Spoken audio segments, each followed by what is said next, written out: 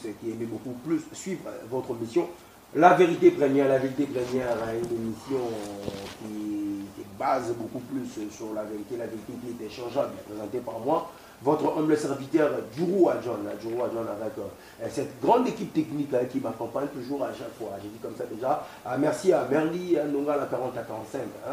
C'est toujours avec lui qu'on est en train de chercher pour vous des informations, de chercher pour vous de la vérité dans plusieurs domaines de la vie. Et aujourd'hui, aujourd'hui, comme on vous l'avait promis, cette fois-ci, on va entrer dans ces secteurs de la santé, Hier, on vous avait donné cette information par rapport au lancement pour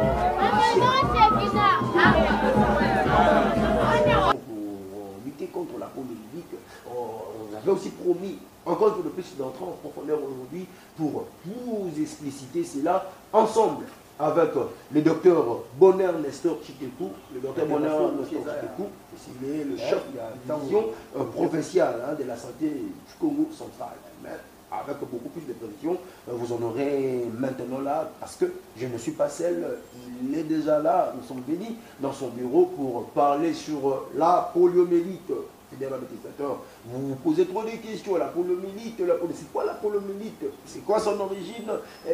C'est quoi ses effets? On va un tout petit peu réfléchir par rapport à cela. Déjà, il est là, je vais tourner vers ma gauche pour lui dire bonjour.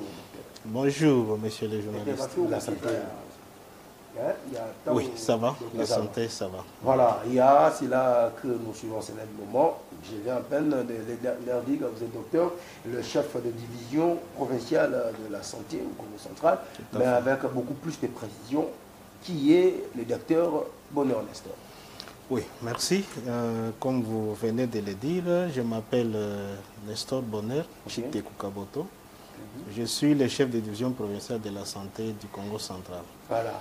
Donc il faut dire que nous avons commencé notre carrière au Kasaï oriental, et avec des permutations de son Excellence, Monsieur le ministre national en charge de la santé publique, hygiène et prévention. Il y a eu permutation de toutes les divisions, les animateurs de toutes les divisions, les chefs de division. C'est ainsi que j'ai été permuté ici au Congo central comme chef de division. Parce que vous avez été permuté ici au Congo central. Déjà, avant de passer à autre chose, c'est pas possible que le spectateur sache votre parcours jusqu'à arriver jusqu'ici.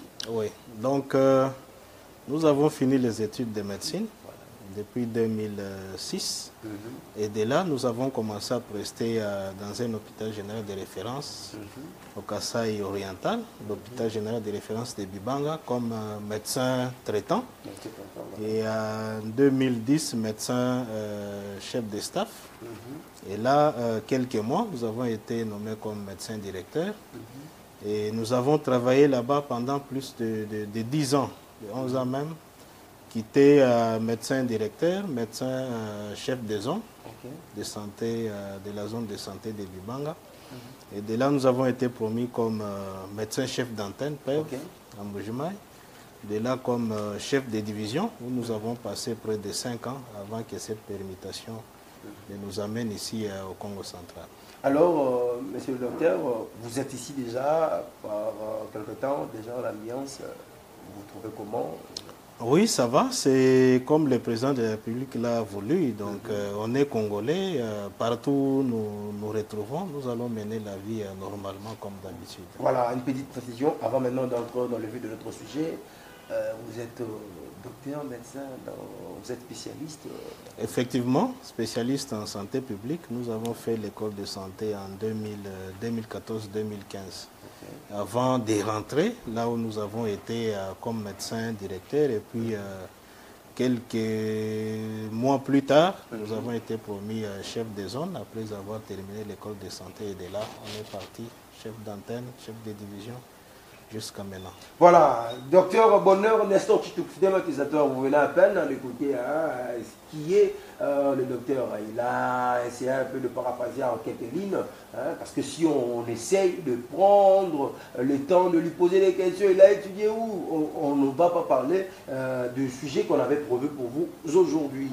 Docteur Bonner, l'instant Titekou, nous parlons aujourd'hui sur la poliomyélite. La poliomyélite, c'est quoi la poliomyélite? Oui, la poliomyélite, c'est une maladie qui est causée par les virus qu'on appelle poliovirus, qui est de la famille d'entérovirus et qui se présente en 3 types. Il y a les types 1, 2 et 3, mais le type 2 apparaît un peu rare par rapport aux autres types. Donc cette maladie qui se transmet par la voie orofécale. Donc ça veut dire c'est par de l'eau contaminée, l'eau souillée, la nourriture qui est souillée par des matières fécales, et que lorsque on digère cela, ça va passer par la voie digestive et aller jusqu'au niveau des intestins, se multiplier jusqu'au niveau de l'anis, et cela est dégagé. Donc quand les sels sont dégagés qui vont dans la nature, il est plus facile que les enfants en jouant, ils peuvent toucher les matières fécales. Et cela peut passer, il amène la main dans la bouche, ces sels peuvent souiller aussi de l'eau. Et donc les virus passent aussi par le sang pour atteindre le système nerveux. Et dès qu'il est au niveau du système nerveux, il va certains nerfs qui font que ça va avoir des répercussions sur le système de commande au niveau de l'organisme, ce qui fait que les muscles vont devenir flasques. Et quand les muscles deviennent flasques, la personne ne sait pas bien utiliser les membres, et ça touche beaucoup plus les membres supérieurs et inférieurs. Et ce qui fait que la personne est frappée par cette paralysie. Il ne sait pas marcher, il ne sait pas peut-être bouger les membres, puisque ça n'atteint pas seulement les membres, tous les membres. Ça peut atteindre soit un seul membre, soit les 2, soit les 4 membres. Alors, docteur Bonner, on va aller un petit peu lentement. Pourquoi ça doit seulement rendre une personne, certains enfants, inapte le virus en question? Au lieu de frapper dans un endroit où, pourquoi seulement l'enfant ne doit plus marcher? Oui, c'est comme je l'ai dit, quand le virus arrive jusqu'au niveau du système nerveux, c'est le système nerveux qui commande le corps. Lorsque vous voulez marcher, c'est le système qui commande le déplacement de vos membres. Lorsqu'il y a peut-être quelque chose qui vous pique, vous avez la sensation, c'est le système nerveux qui vous commande, attention, il y a quelque chose qui vous pique derrière, amenez votre main. Donc ces mouvements-là, c'est le système nerveux qui les commande. Alors quand le virus arrive jusqu'à atteindre le système nerveux, il va jouer sur ces systèmes de commande. Et ça peut aller jusqu'au niveau de la moelle épinière et déranger, toucher les nerfs, et la motricité est perdue. Donc l'enfant n'arrive plus à bouger ses membres. L'enfant n'y arrive plus à bouger ses membres. Finalement, vous comprenez déjà, ce qui concerne la poliomyélite, c'est que le docteur a précisé. Et maintenant, docteur Bonner, je t'écoute. Alors, c'est quoi maintenant le rôle du vaccin par rapport à cette virus? Et pourquoi seulement ces vaccins doivent être donnés de 0 à 59 ans? Merci. Donc, on a trouvé qu'il n'y a pas un médicament qui traite la poliomyélite. Mais on peut agir sur le plan préventif. Et pour arriver à éviter cette maladie, c'est ainsi qu'on a mis en place le vaccin. Ce vaccin qui doit faire que lorsque le virus entre dans le corps, qu'il le trouve déjà, qu'il y a ces soldats, ces enfants qui sont déjà dans l'organisme, quand le virus arrive, on trouve des anticorps qui vont l'empêcher à s'installer dans l'organisme. C'est ce qui fait qu'on recommande la vaccination des enfants. Pourquoi seulement les enfants? C'est parce qu'on a trouvé que les statistiques, c'est beaucoup plus les enfants qui sont touchés. Les enfants de 0 à 59 mois, mais ça peut aller jusqu'aux enfants de 15 ans. De 15 ans, voilà. Donc, si vous vous rappelez, peut-être en 2011, si je ne me trompe pas, on a eu aussi à enregistrer des cas chez les adultes. Et on a eu à vacciner même les grandes personnes. Ah oui, je me rappelle. Voilà, on a eu à vacciner les grandes personnes. Donc, c'est le vaccin qui est le mieux placé pour prévenir la maladie, puisqu'il n'y a pas de médicaments qui peuvent guérir. Et que ces vaccins est donné en quatre doses. Okay. Il y a la première dose que l'enfant doit recevoir déjà à la naissance. Voilà. Puisque dans l'ancien temps, on avait trouvé que l'enfant qui naissait pouvait aussi avoir de la poliomyélite. Alors, on donne cela déjà à la maternité, on donne la première dose. Lorsque l'enfant est sorti, on les ramène à 6 semaines pour prendre cette fois-là, c'est la première dose. Mais la dose qu'on donne à la maternité, on l'appelle la dose 0. Voilà. La dose 0. Alors, à 6 semaines, on donne la première dose. À 10 semaines, on donne la deuxième dose. Okay. À 14 semaines, on donne la troisième dose. Là, c'est les VPO qu'on donne par voie orale. Voilà. On ajoute la dose de VPI. Donc là, c'est aussi les vaccins contre la poliomyélite qu'on donne en injection. Donc pour différencier les deux types de vaccins, il y a le vaccin qui est atténué, c'est le VPO qu'on donne par voie orale, et la souche qui est tuée, là c'est la dose qu'on donne en injection. Alors l'enfant a bénéficié de ces 4 doses, on va lui donner maintenant la dernière dose de VPI, donc les vaccins injectables. Là, ça va être à 13 mois de vie. Donc, c'est le nouveau vaccin ou la dernière dose qu'on a introduit dans le calendrier de l'enfant, je crois que c'est l'année passée. Alors, docteur Bonheur, restons chez vous, est-ce obligatoire? Est-ce obligatoire parce que il y a un paradoxe qui s'élève, plusieurs personnes qui se disent que non, il y a des mamans qui ont mis des enfants à la forêt, il y a des mamans qui ont mis des enfants au village, mais ces enfants en question ont bien grandi, mais comment ces mains ici, dans les cités, on nous impose des vaccins? Est-ce que c'est obligatoire?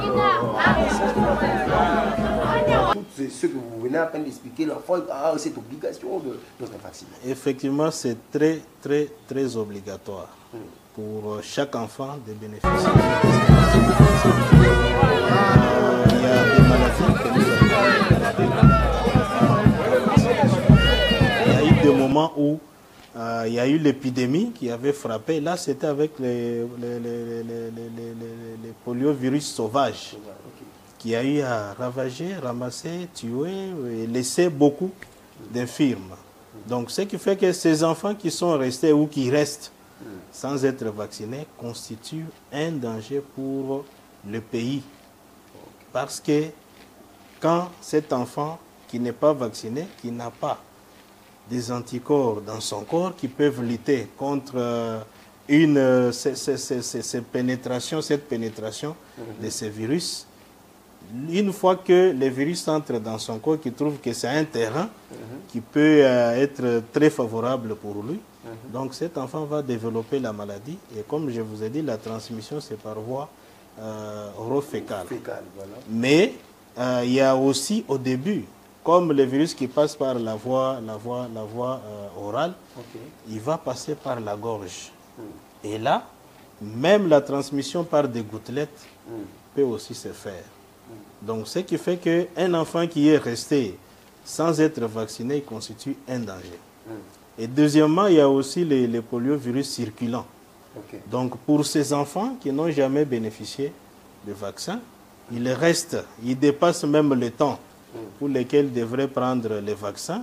Quand il va prendre ces vaccins, qui devient maintenant, qui est atténué, qui peut se réveiller dans le corps, et quand il va faire les selles, il va dégager ces virus qui va aussi être propagé chez les autres enfants, et on aura beaucoup d'enfants qui vont être frappés par cette maladie, et ce sera un danger, non seulement pour la famille, mais aussi pour le pays, parce qu'on aura beaucoup d'enfants qui vont devenir infirmes et qui ne seront pas importants, non seulement pour la famille, ils vont devenir une charge et pour la famille, et pour la République, et la province. Pour intégrer même l'armée, voilà. Donc c'est tout ça. Vraiment, finalement, vous êtes en train de comprendre vraiment. Donc vacciner les enfants, c'est vraiment une obligation. Parce qu'il y a d'autres virus qui se propagent après la naissance, d'autres épidémies qui arrivent dans la vie de nos enfants, même après leur naissance. Donc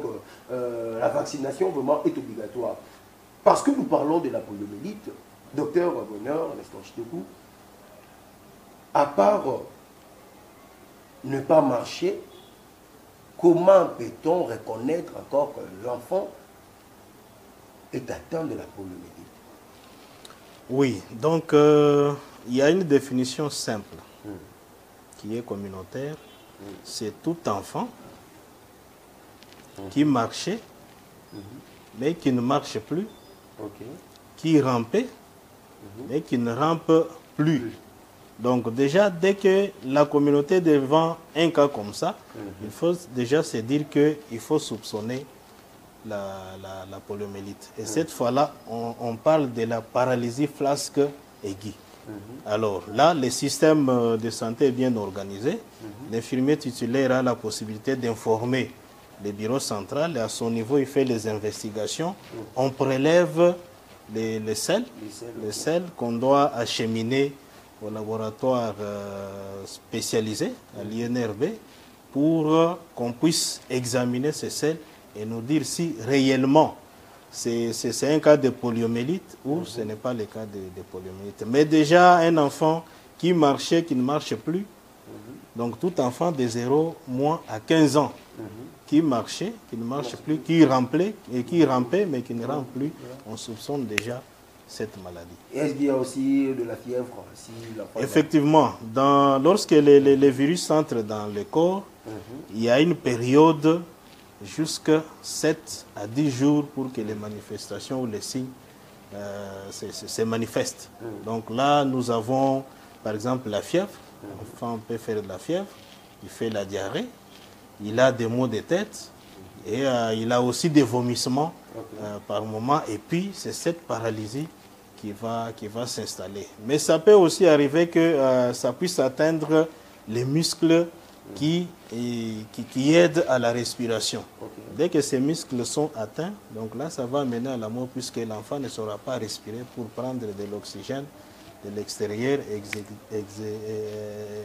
mettre en dehors de lui les CO2. Donc, ce qui fait que soit ça peut amener à la mort, soit ça laisse à cette paralysie. Voilà, à cette paralysie, vous serez quel genre de maman si vous-même, vous seriez la cause de laisser votre enfant paralysé pour toute une vie? Il faut vraiment se poser des questions. On va d'abord vous laisser suivre l'intervention d'hier, de la journée d'hier du lancement officiel de la campagne de vaccination ici au Congo central, l'intervention du docteur Bonheur Nestor Chitekou, et puis on va réunir justement après pour en finir avec. Et 3 importés, dont 2 de l'Angola et 1 de la République centrafricaine. De ces 23 épidémies, 14 sont clôturées et 9 encore actives dans les Maniema, Bas-Uélé, Chopo, Sud Kivu, Tanganyika, Kasaï oriental et l'émergence aussi au Bas-Uélé. En plus de la circulation du poliovirus circulant variant de type 2, celle du type 1 est aussi confirmée depuis septembre 2022. Aussi, un cas de type 3 est enregistré dans la zone de santé de Loa, dans la province de la Chopo, dont la date du début de paralysie remonte au 6 mai 2023. Au total, 244 cas de poliovirus circulant variant de type 1 issus de la paralysie flasque aiguë sont confirmés, dont 145 en 2022 dans les provinces de Bas-Uélé, au Katanga, au Lomami et Tanganyika, et 108 en 2023 dans les provinces du Haut-Katanga, au Lomami, Lualaba, Maniema, Kassa oriental et Tanganyika. La date de début de paralysie du dernier cas de poliovirus circulant variant de type 1 remonte au 24 novembre 2023 dans la zone de santé de Kabalo, dans la province de la Tanganyika. La situation épidémiologique de la poliomyélite en RDC est d'autant plus préoccupante qu'il y a une co-circulation des stéréotypes de type 1 et 2 et une extension internationale de l'épidémie de deux types au Congo-Brazzaville, le type 1, en République centrafricaine, au Burundi, au Botswana et en Zambie de type 2. La RDC seule a notifié plus de 50% de tous les cas de poliovirus circulant de type 2 de la région africaine en 2022. Face à cette situation, le pays, avec l'appui de ses partenaires de l'IMEP, a mis en œuvre le plan de réponse avec 8 passages de riposte vaccinale, alternant le NVPO2 et le VPO bivalent en 2023. Cependant, il y a persistance de la circulation de poliovirus dans 21 provinces sur les 26 que compte le pays. C'est dans ce cadre que le pays, avec l'appui de ses partenaires de l'IMEP, a planifié une série de passages de vaccination de tous les enfants de 0 à 59 mois, dont le premier passage de cette campagne nationale de riposte vaccinale était prévu du 28 au 30 mars 2024 dans 20 provinces ciblant 19 643 410 enfants de moins de 5 ans, parmi lesquels figure notre province. Au Congo central, ce premier passage a été repoussé pour la raison évoquée si haut. Celui-ci va être organisé déjà à partir d'aujourd'hui, donc du 16 au 18 avril 2024, en stratégie porte-à-porte et d'autres stratégies spécifiques afin d'atteindre tous les enfants cibles dans les 31 zones de santé de la province. La cible projetée est de 906 617 enfants de 0 à 59 mois qui sont attendus au cours de cette campagne, avec l'appui des partenaires techniques et financiers traditionnels du secteur de la santé, en l'occurrence l'OMS et l'UNICEF. À cet effet, 410 aires de santé seront couvertes par 5 324 prestataires de santé, 2609 mobilisateurs sociaux, 1250 superviseurs provinciaux et 1650 superviseurs de proximité, 155 superviseurs d'axe et 62 superviseurs provinciaux concernant la technique et la communication. Ainsi, pour la réussite et la mobilisation de la population en faveur de cette campagne, je sollicite votre implication personnelle à cette activité essentielle et lance par la même occasion un appel aux parents, aux responsables et gardiens d'enfants de garder leurs enfants à la maison, car les vaccinateurs passeront de porte à porte pour vacciner chaque enfant de la tranche d'âge de 0 à 59 mois. C'est en ces mots que je souhaite cordial bienvenue à tous et vous remercie amplement de votre présence en ces lieux pour la cause de nos enfants. Faire vacciner l'enfant, c'est l'aimer. Faire vacciner l'enfant, c'est les protéger. Que vive la République démocratique du Congo, que vive la province du Congo central. Plein succès à la vaccination préventive contre la poliomyélite. Je vous remercie. Aimables téléspectateurs, hein, nous sommes là toujours, vous tous qui nous suivez, nous allons vraiment vers la fin de ce petit entretien avec le docteur Bonheur Nestor Chitekou, comme nous venons de suivre votre extrait par rapport au lancement de la vaccination ici au Congo central. Il y a une question, est-ce qu'il y aura vraiment des suivis qui vont se mettre en place, des gens qui vont vraiment se marteler sur le suivi pour enfin réussir votre lancement? Effectivement, comme vous l'aviez suivi dans mon allocution d'hier, donc au niveau des aires de santé, nous avons des prestataires ou les vaccinateurs. Parmi les vaccinateurs, il y en a ceux qui crient pour demander aux parents. Ils prennent de l'avance sur ceux-là qui doivent passer dans les ménages pour informer aux parents que les équipes sont en train de venir rester à la maison avec vos enfants. Quand ils passent, il y a les autres qui vont passer aussi, qu'on appelle les aidants communautaires. Ils passent aussi dans les ménages par où sont passés les vaccinateurs.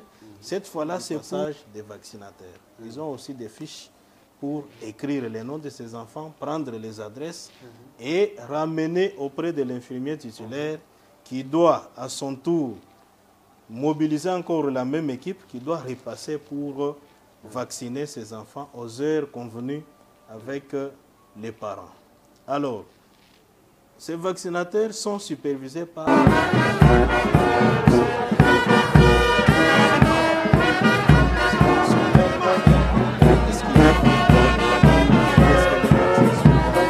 dans de bonnes conditions?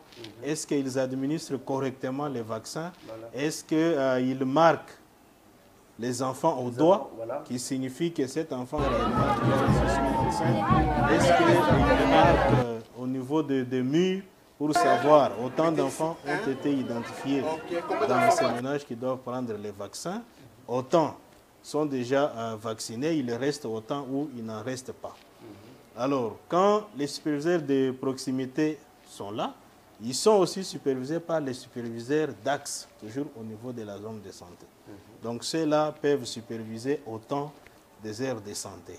À côté de ça, nous avons les superviseurs provinciaux. Ce sont les cadres du niveau intermédiaire au niveau de la division provinciale qui sont à ce moment dans les zones de santé pour se rassurer comment les choses se passent sur le terrain. Nous avons aussi les superviseurs du niveau national qui viennent de Kinshasa.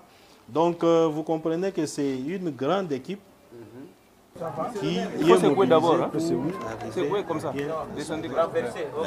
Donc, nous devons nous rassurer que les 906 617 enfants qui sont attendus sont réellement vaccinés. Certes que... Non, c'est dans 3 jours. 3 jours. Le 4e jour, c'est le ratissage. Donc, on se rend compte que telle aire de santé qui s'attendait à autant d'enfants, il n'a pas su vacciner tous les enfants. On lui ajoute le 4e jour pour arriver à ramasser tous ces enfants-là. Les équipes sont installées au niveau des églises, au niveau des carrefours, des marchés, pour arriver à, cette fois-là, vacciner chaque enfant qui se pointe et qui a les manifestations qu'il n'est pas effectivement vacciné, comme je l'ai dit, les marquages au niveau du petit doigt. Voilà, alors vous pouvez lancer un message à tous ces mamans-là qui peut-être négligent, en disant que dans l'exemple que j'avais donné, même dans le village, il y a des mamans qui ont donné la naissance à leur enfant sans pourtant être vaccinés, ils vivent vraiment un conseil par rapport à tous ces mamans qui nous font. Oui, actuellement la vaccination ce n'est pas seulement...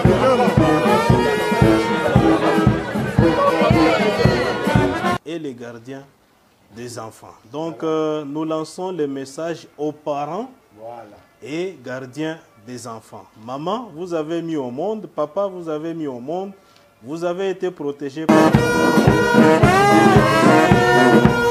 enfants. Protéger vos enfants, c'est les amener au site de vaccination, puisque chaque enfant doit respecter son calendrier vaccinal. Il n'y a pas que la vaccination contre la poliomyélite, mais il y a autant de maladies contre lesquelles nous vaccinons. Donc, respectez le calendrier vaccinal de vos enfants. Vous les amenez au centre de santé le plus proche chaque fois qu'on vous informe qu'il y a la séance de vaccination. Mais à côté de ça, pour la situation actuelle, restez avec vos enfants de 0 à 59 mois à vos domiciles. Les vaccinateurs vont passer de porte à porte pour vacciner chaque enfant cible dans nos ménages. Comme nous le disons, vacciner, c'est aimer. Vacciner,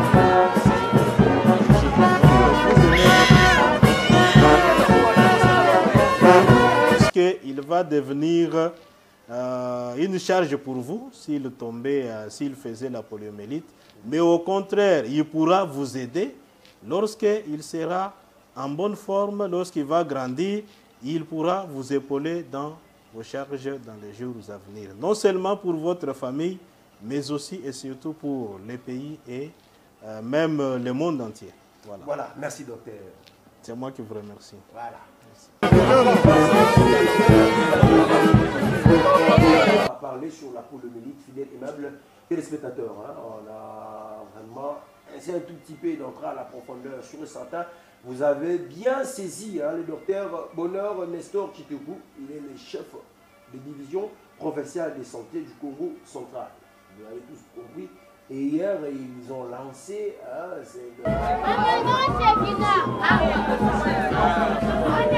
maman, papa, gardien des enfants. Faites vraiment vacciner vos enfants. Excusez pour la technologie, ça sera vraiment une bonne chose pour éviter qu'ils soient une charge pour vous, en même temps aussi pour la République. Ne cherchez pas à être la première sorcière, soit le premier sorcier de votre enfant, parce que demain, votre enfant va vous demander, maman, pourquoi je ne marche plus? Est-ce que vous aurez ce courage de lui dire que j'avais oublié, soit j'avais refusé de vous faire vacciner? Joro John était là à la présentation. Je dis merci à Verline Nongala qui m'a accompagné et je dis merci à toutes les chaînes partenaires qui nous accompagnent, SMEA TV3, TV, en même temps aussi MNK Télévision, JD Télévision, vous êtes là un peu de partout. D'ici là, portez-vous bien. On vous promet qu'on peut se revenir pour le prochain numéro pour d'autres précisions. Au revoir.